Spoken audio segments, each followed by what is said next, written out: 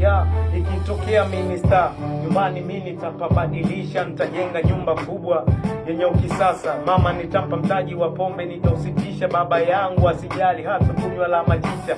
Nitafanya mpango niwanyenyue marafiki waliokuwa na mimi tangu nipo kwenye dhiki. Nitapenda wote hata wale wanafiki, kila wajipangi, tutajua tukika ukitiki.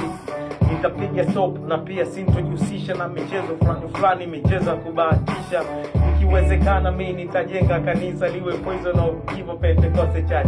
Sintoficha na kuikana sehemu niliyotokea nikitoboa. Nitaublandi sana mkoa, sintozamia town, sintoikana familia. Shabiki akipiga simu sintoacha kuipokea.